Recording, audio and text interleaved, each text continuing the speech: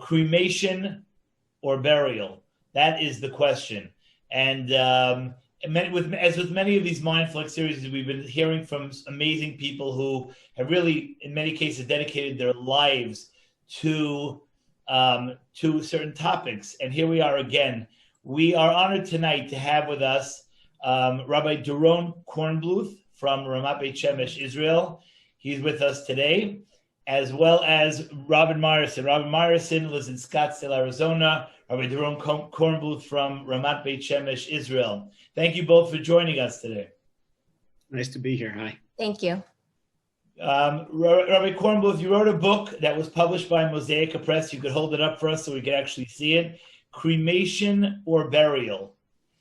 Now, there are many people that are watching this that might be wondering why somebody like you, who's an author and a very talented fellow, would dedicate time and energy into a book that maybe is not so relevant today even. There are people watching this who might not realize how relevant or not relevant the topic is. What made you get involved in this subject, and what made you write the book that you wrote?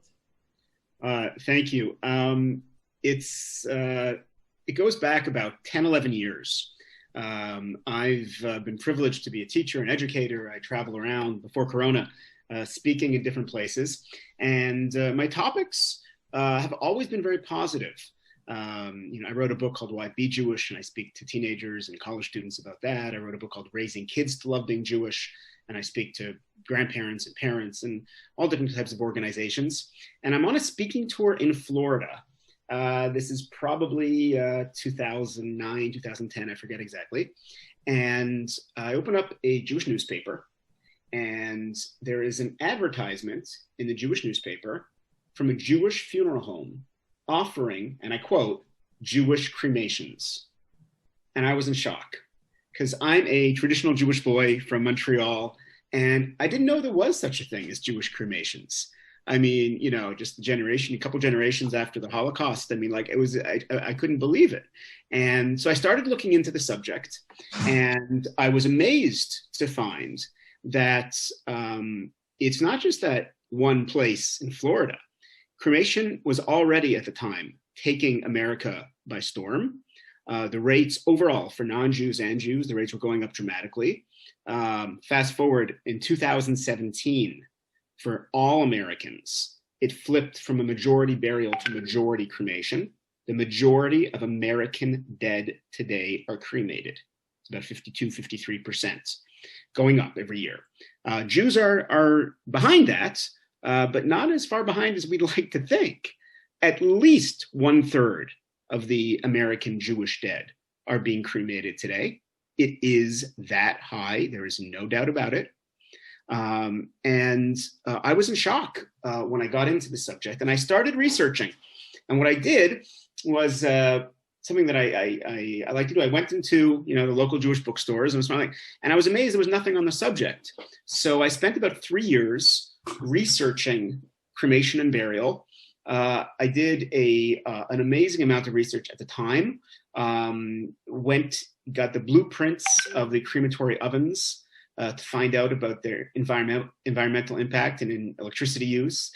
Talked to funeral directors, read everything I could on the subject, and after a few years, resulted in the book Cremation or Burial.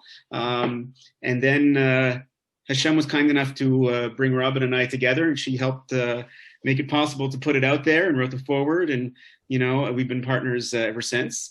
And when I started, the book came out in 2012.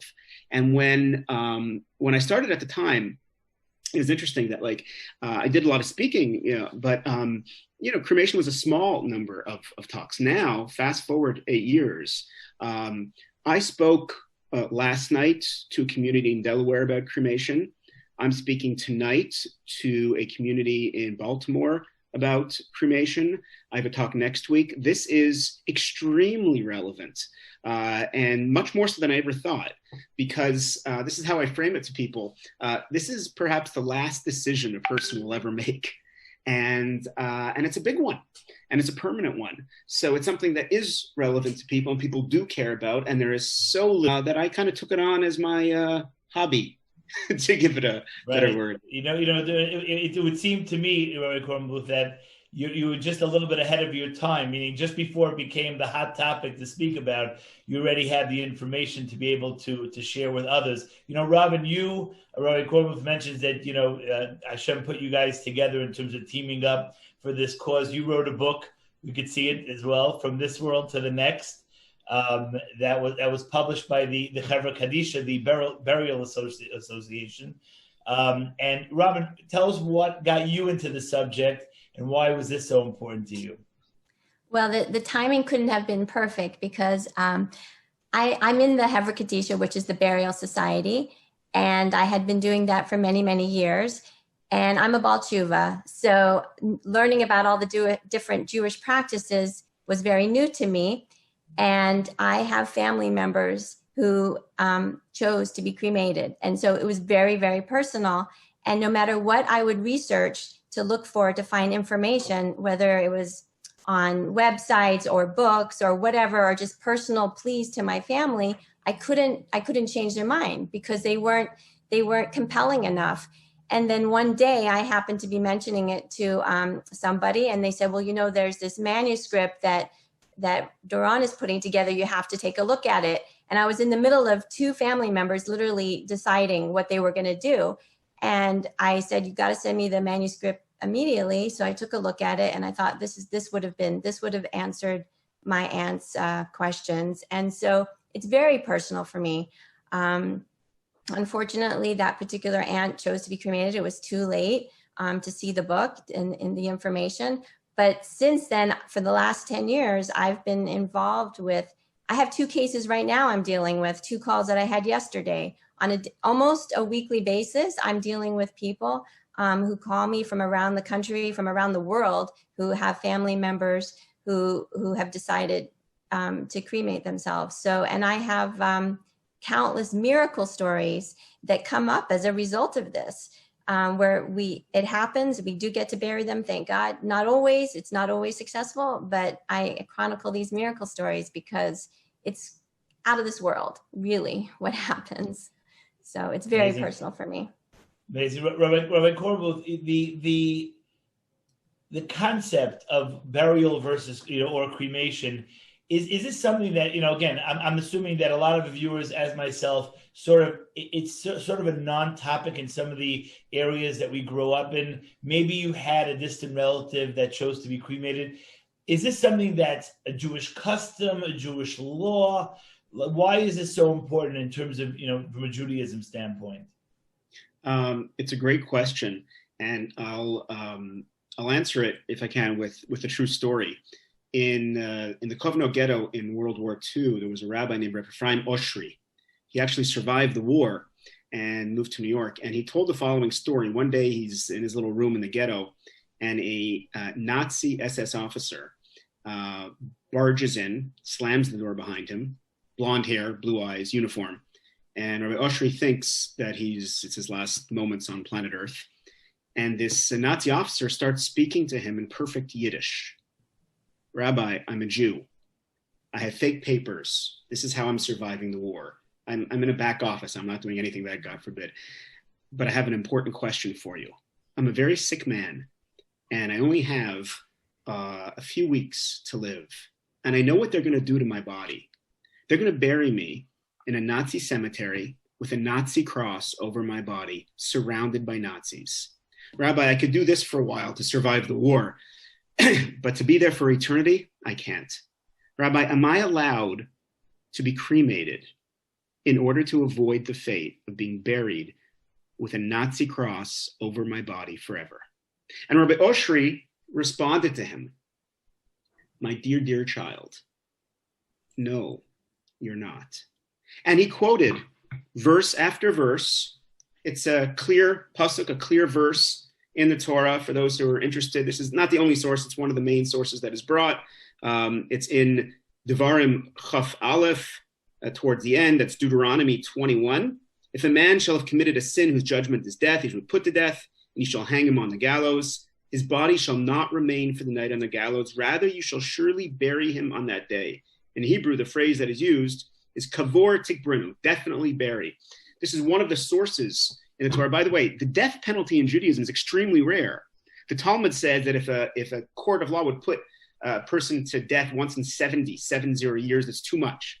Even in the case when it would happen, an evil case, the guy fills all the requirements, still in that case, you bury him. So Rabbi Ushri quoted the verses, Talmudic references, Maimonides, Code of Jewish Law, and it is clear throughout Judaism, this is a huge mitzvah, not just a custom. It is a commandment. It is an obligation. In fact, when a Jewish community is being formed, one of the first things they're supposed to do, you set up a school for the kids, a mikvah, ritual bath, and a chevra kadisha, to proper burial. This is a core Jewish value, mitzvah obligation.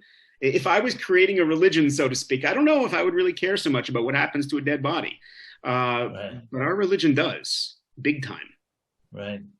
It's amazing. It sounds like you're very passionate about it. Of course, I'm going to go on to ask you, Robin, but, just want to remind viewers that, Rabbi Kormuth pointed out how relevant this topic has become, and unfortunately how more relevant it is becoming. So just to remind everybody, Cremation or Burial, and From This World to the Next, 2 books that are amazing books that are available on the subject. Robin, what when people come to you, or are sent your way, you mentioned you're dealing with 2 cases right now. So people come your way, the assumption is they don't know most of the information that's already in your book, in either of your books. They're coming to you with this question. How do you describe to people in a nutshell, or, to use the Torah terminology of standing on one foot, right? The concept of the afterlife and the importance of burial. And what do you find people most accept regarding the topic? So every conversation has to be very personal, actually. So the first thing I ask them when a case comes to me is, why? Why is your family member choosing to be cremated? Because usually they don't have a concept of the afterlife. They don't even believe in it. They never heard of it. They thought it was a Christian topic. They have pictures in their mind from Hollywood or whatever, or storybooks about that it's not a Jewish concept. So I don't even bring up the afterlife right away.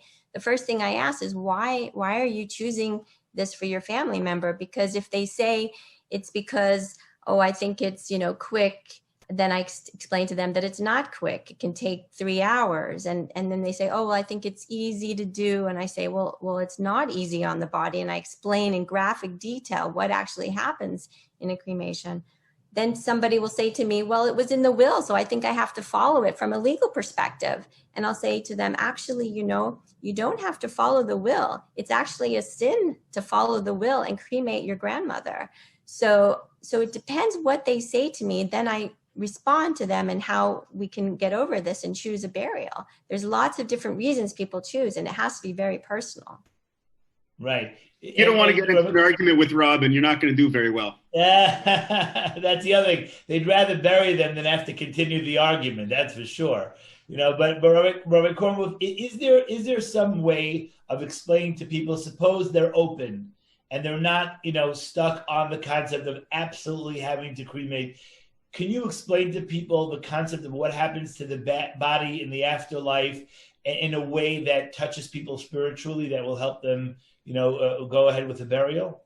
Sure. Well, first of all, I agree with Robin that the afterlife is not the first place to start with most people, in my experience.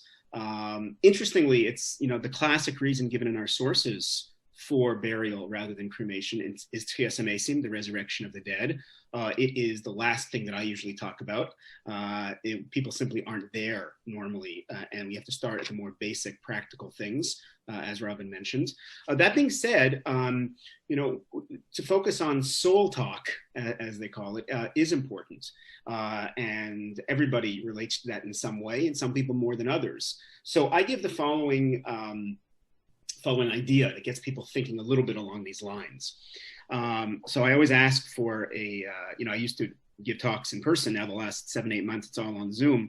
And one of the challenges of Zoom is great because I can stay here and speak all over the world, and then we can talk and we can meet. And we're in 3 different locations right now, the 3 of us. It's amazing. And the challenge obviously is to make it interactive. So what I do is I always ask people, okay, why don't you give me a show of hands? How many people have ever visited a Jewish monastery or a Jewish convent? And of course, nobody raises their hands. Why? Because there aren't any. So I ask people, why not? What, you think that 2.4 billion Christians are stupid, or a billion, Hindus are stupid? They're not stupid people. It's a philosophy. Convents, there's a philosophy that like this, that some religions, some worldviews, some people have an idea that spirituality is up there and physicality is down here. And if I want to reach up, I want to get close to God, I want to be more spiritual, what do I have to do? Avoid the physical. Sleep on the floor. Don't eat good food. Don't have an intimate life. Be celibate. And this is the core. Every religion is different. They have their own things, but that's the core of an idea that appears in a lot of different places in world history. We, of course, by the way, if you ask a Catholic, who's the holiest person on the planet, they'll probably say the Pope. Celibate, right? Doesn't have party and good food and things like that, right? An Eastern guru is, is on the mountaintop by himself, doesn't get married, doesn't have children. So Judaism, of course, is the exact opposite. Spirituality and physicality are supposed to go together. That's the highest level of spirituality, when you bring God into the world. In Kabbalistic terminology, it's called the dira b'tachtonim. It's called God is having a place amongst us, amongst the reality, in the physical world. So the idea is that our lives are meant to be spiritual, and our souls are in our body, and our body becomes holy. It's an incredible idea. Everybody knows. What do you do with a Torah scroll that is damaged beyond repair? Right? If you can fix a Torah scroll, the scribe, the sofer, will fix it. Okay, happens all the time. But what if you can't fix it? An old one from the Holocaust, or God forbid there's a fire, or the Hurricane Katrina, and a bunch of Sefer Torahs, a bunch of Torah scrolls are destroyed. So what do you do with it? You bury it. Why? Because it's the holiest object we have. Well, no matter who you are, man, woman, old, young, learned, not learned, whoever you are holier. Your body, your soul, your body, you are holier than Torah scroll. And your soul and your body are holy and have to be respected and has a place in the world to come. So the soul, connecting to the soul and connecting to the afterlife, once you start understanding a little bit about it, it opens up the whole future. Because once we realize we have a soul, we know that it's not just here, it's forever. Amazing. And Robin, how does this balance out with the convenience aspect of I could sort of keep my dear relative on the shelf nearby, etc. How does this concept look? Many people have, recently connected to spirituality, or don't really get the concepts, or what Rabbi Korman was saying is really is a beautiful concept. But I'm hearing it now for the first time when I'm coming to either cremate or bury my mom, dad, close relative. How do you get people to sort of push them over the edge of that, to understand that? So first of all, what I also ask people is they might already have cremated another loved one before they have come to me. So I actually tell them, the past, don't work, it happened. We have to move on. Don't feel horrible because you just didn't know. Most of the people I talk to, they just did not know. They didn't have the education. So I say, it's okay. We're going to now move on to the next person, and we're going to explain this about how you can help. So what I do is I also say that this is the last kindness that you can do. This is a kindness for the soul. The body that you had all these years, you did mitzvahs. You whether or not you were religious or not, you got married, you had children, you hugged your loved ones, whatever. So your body helped you do all these different things. So you have to treat the body with respect, but you also have to know that your soul is going to be there forever, for eternity. And so I explain to them that even if you're not sure, you think, well, maybe burial is right, or maybe cremation is right, you're not sure. I tell them that burial is the safer choice. And I also tell them that those ashes are not your mom. There's no DNA in those ashes. They can just be sorry, they can just be thrown in the garbage. And most of those ashes are not even picked up. They're just like left at the mortuary. And people think, oh, it's poetic. I can sprinkle them in the ocean, or I could put them in the redwood forest. But that's like damaging to the sea and damaging to the forest. Why would you want to do that? I say instead of having those ashes, which, you know, nobody picks up hardly, why don't you take a lock of hair, our favorite sweater, a picture, make a photo album, whatever you can to remember your loved one. And of course, you know, we want to remember our loved one, but the ashes are not mom. It's not, there's no DNA. In fact, a Kohen who is, you know, not allowed to be around a dead body can be around ashes. It's that simple. There's nothing in those ashes. Right. And so this really explains to people that, like, you think that you're holding on to something close. In essence, really, you're not in the same way as you could by honoring the body and the spirituality, the holiness of the physical body. Rabbi Kornbluth, Robin touched on this, you know, earlier within arguments that people bring up in terms of cremating versus burial, is that, you know, well, it's in the will, so I need to do it. You know, her answer was, actually, it's a sin. But do you run into issues legally when you have these conversations with people? Where does that stand with regard to, obviously, you know, speak about the concept of in Judaism of fulfilling a dying man's or dying woman's will versus doing what's proper, and where the legal ramifications can come in. Right. So there's a story. I've heard this about a couple different people, but I think it's about Rothschild, the first great Rothschild. He had all the 5 kids and went all over the place. That Rothschild, he dies, and in his will, his living, what his tzava, his testimony, whatever, he commands that he be buried in his socks, and his children are, you know, taken aback. And they go to the burial society, the Chevra Kadisha. By the way, the only organization in Jewish history that is known as Chevra Kadisha, Holy Society, not Burial Society, Holy Society. It's amazing. So the rabbis in the Chevra Kadisha say, no such thing. You can be buried in your socks. And they go to the great rabbis and this and that. Nobody will. And so he's buried without his socks. And the week after, when they're after Shiva, when they're sitting down with the lawyers and going through the will, you know, there's a letter to the kids saying, "I'm sure by now you've realized that I asked for the socks, strange request, and you couldn't fulfill it, and I was buried without my socks. Of course, the Chevra Kadisha wouldn't allow it."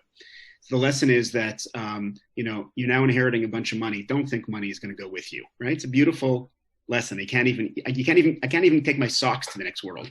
Never mind the money, right? But the background of the story is you try and fulfill divrei hames mekayim, right? That you try and fulfill the desires of the dead person. There are exceptions to that. Again, we're the ones who taught the world that, but there are exceptions to that. And the way to think of it, I think, one way to think of it is like this. Just ask a question. When am I closer to knowledge of God? Now, in my physical body, or after 120 years when I'm upstairs? I hope I'll be upstairs. So most people answer, there, right? Because here, we have a job to do here. We're on the planet for a reason, to change ourselves, to change the world, to change but there's so many distractions, and I have so many things going on in my head, and I have notifications and text messages and emails, and it's so many things blocking me from God. But when you're in the spiritual world, you're much more connected, much more clarity, much more knowledge of God.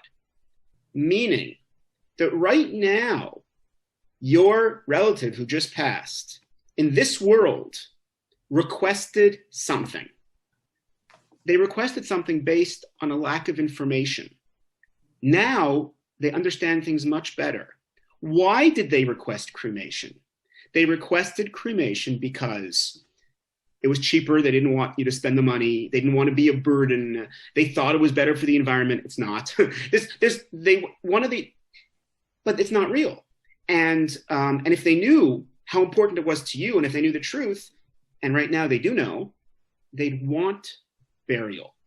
So those who are given the task of choosing the final decisions are allowed to override the technical request of the deceased, if that's the deeper reason, that's the deeper desire of what they would want. If they understood how I feel, how their grandkids would feel, how their descendants would feel, if they understood what the real reasons are, they would have requested something different. So that Right, I believe, and that's right, and Robin, that's obviously in Jewish law. Is that the same with regard to legalities? Are people worried that a sibling will sue them over this, Yeah, I'd like etc.? to answer that question. So people will come to me and say, it's in the will. I don't want to be arrested. I don't want to be sued. I tell them, don't worry. You're not going to be arrested if you don't follow the will as regards to burial or cremation. And don't worry about it. But there's actually something else I want to mention about this too. I say the reason. Wait, just that point. Why is that? Is that actually the law out there? I mean, I'm sure people think that, like, what do you mean? It's a legal document. I got to do exactly how it says. Like, is that really the case, or is just the assumption is that the legal system is just not going to take up something like this? I don't know of a case where someone's been sued. Maybe there was one, but it's very, very, very rare that I've heard of. And also, I tell people that was what was their will at the time. But if they wrote in their will, can you please, take my body and drag it down the street on the back of a truck? Would you follow their will to do that? Right. You wouldn't. Or bury me with my socks. Right, exactly. I want to actually share a spooky story. Is it okay as it relates to the will? Sure. Okay, Absolutely. so it's a real story. I heard it firsthand. So there was a man who had in his will that he wanted to be cremated, but then when it came time, when he passed, the son went to a rabbi and said, I really don't want to do this. What should I do? And the rabbi said, you don't have to follow the will. But the sister was very adamant and wanted to follow the will. So the rabbi decided that the cremation had not happened yet, and they wanted to do a memorial service, okay? So they got together in the deceased home, and they had about 25 people in the living room, and they started the service, the memorial service, because there had been no cremation or no funeral at this point. The person who had passed away was actually in the morgue, right? So they're sitting in the living room, and they're about to say some prayers, and when the rabbi starts, he's speaking in English, everything's fine. But then when he starts saying some Tehillim, the lights started to flicker in the living room. And the audience, or not the audience, the participants got a little bit nervous. And then he started speaking in English and everything stopped. But then we started Hebrew again, the lights were flickering. And then there was a phone call. The son got up to look at the phone, and the caller ID was his father. There was nobody on the other line. The guy practically faints. The rabbi stops the service and he says, the service is over right now. He calls the brother and the sister together, and they go into a separate room in the house, and he says, bring me the will. They look at the will. He puts it in his pocket and he says, you know what this is about, right? You know your father's trying to contact us, right? You know that his will right now is to be buried, right? So the brother and the sister are like, yeah, you're right. People were very freaked out, if you can imagine. So they decided to do and a you burial. Sure it wasn't you calling on the other end of the line, Robin, just That's to do right. it, right? They decided to do a burial. So you know what? This is a spooky story, but it's very, very real. Amazing. Rabbi Kornbluth, the concept, I'm actually a Kohen. So for me, I don't go to cemeteries often. I'm not, even though people will come to Israel and call me left and right to find out how far is this one buried from that one, in order, as if like, there's a ways of the cemeteries and stuff, I become that address. But, you learn about concepts such as, when you walk in a cemetery, your tzitzis, you're supposed to tuck them inside and make sure that they're not out, because there's some type of jealousy of the dead people. How do you explain to people the concept of the will to still do commandments when a person's not alive anymore, but they're not able to? So it's a great question. I would take a step back, and that's imagine the following scenario. Okay, husband and wife have been lovingly married for 50 years, and God forbid the husband dies, and the woman sits Shiva. After sitting Shiva, she gets up, takes off her black dress, puts on a red party dress, goes out to the bars and starts clubbing, looking for a guy that very night. Sound normal to you? Of course not, right? When you have a partner, you don't move on that quickly. It just doesn't work that way. This is your partner. You can't just switch gears. The soul and the body are partners. The body is not evil. We talked about it a little before. Physicality is not bad. I couldn't give charity, give tzedakah without my body. I couldn't have children. I couldn't do anything. That's why. So the soul is very connected to its body. It is aware of what is happening to its body. So yes, in the cemetery, people think that, oh, I'm not going to know what's going on, after I die. What do I care? Like, throw my body out. The Vikings put the body on a raft and lit it afire down the river. The Tibetans put it on a tower and let the vultures eat it. I mean, there's a million things that people have done with bodies, right? In certain parts of Latin America, they put it under the floorboards of the kitchen. I mean, there's all different types of things you can do with dead bodies. And people think, I'll be dead, I won't know. And actually, you will. You will be aware. And that's why you mentioned, this concept of loeg larash, of making fun of a poor person, of a poor individual, someone who's you're out there, and obviously you don't go into a cemetery, and because you're in a cemetery, you speak slander. I mean, you keep Jewish law, but you don't have to flaunt it. So you don't have to have those hits of those strings outside of flaunting it, because we have an advantage over them. They have an advantage over us, but we have an advantage over them, right? Which means that intrinsic in Jewish law is already teaching us that your opportunity is now, even though you might be, closer to the truth and the source then, but your opportunities are now.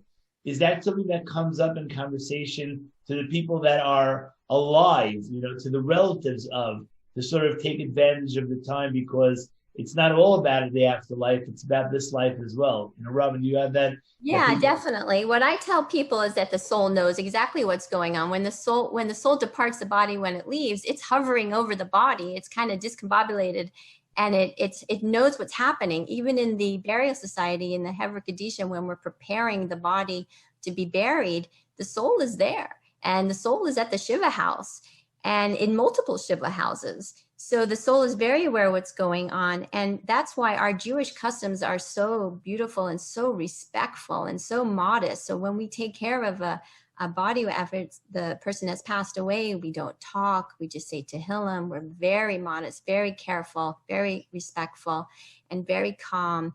And the soul also, it knows what's going on down here for eternity. And so that's why our Jewish customs of saying Kaddish gives merit to the soul, and our Jewish custom of saying Yisker, certain prayers to help the neshama move higher, to help the soul go higher and higher in the next world.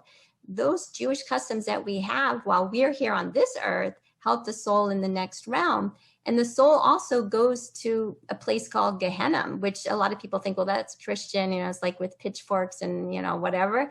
But it's a place that God designed to clean the soul from the mistakes that it made in this world. So there's a lot of beautiful traditions that we have in our Jewish culture. And I do explain it if there's an opportunity, definitely, with people, because I tell them that, the reason you're calling me right now is because your mom or your dad or your grandmother or whatever is in the knowing place right now, and they want to be buried. Amazing. I want to put this out to you, because I would imagine that, that people that are coming with these type of dilemmas, whether it's in the will, they just heard the concept, someone said, you got to call Robin Meyerson or you got to call Daron Cornwall before you decide on anything. Do you find, often, or at least at times, that people, because the level of ignorance is so high with Judaism overall, do people take the opportunity from the conversation about burial and cremation and start to say, hey, I'm 60 years old, mom died at 90, why didn't I know any of this for the last 60 years? Do you find that the conversation leads to whether it's observance of other commandments or exploring Judaism further? Absolutely. It's a gorgeous situation when people, they realize their own eternity. They realize that the life that they have on this earth earth is finite. So they start to question their life and what their purpose is. And, you know, they start to take on practices. I have countless stories of people that have helped choose burial where they, you know, start to take on mitzvahs, start to keep kosher, add a mezuzah to their house, you know, they, or go all the way, you know, there's countless stories like that, because they realize this is for real. I'm a soul in a body and I have mitzvahs that I can do, and they question their life. So they take time to learn. Do you find that when people, do you find that when people come with these questions, that many times it opens up other doors? Absolutely. It depends a little bit why they're coming and what type of personality and interest they have. If they're kind of more spiritual people, intellectual people, or just an environmental question or just a money question. Obviously, it depends. But I think Robin's 100% right. You know, I once heard a quote from Woody Allen, the American comedian, and he said that I don't want to achieve immortality through my work. I want to achieve it through not dying. So people do have this inner, like, we want to do something with our lives. We want to be here. We want to have a legacy. We want to, like, it's part of the human personality. It's part of our soul. And once people are connected with spirituality, I think that comes out, and they want to express it, and they want to have an impact, and they want to connect to it more. So yeah, definitely. I have one more. Go ahead, Rob. I wanted to add something to what Doron said about comedians. Jerry Seinfeld, he's, you know, iconic comedian. He has a little video where he says, I want to be buried, you know? So if Jerry Seinfeld wants to be buried, we should all, you know, kind of emulate what Jerry Seinfeld wants. Right. And right. I have one more question, you know, for this part one, and you guys have so far been amazing. This is enlightening for me. And I admit, you know, I haven't come across the topic that often, but it's amazing to me how relevant it is, how often the question comes up.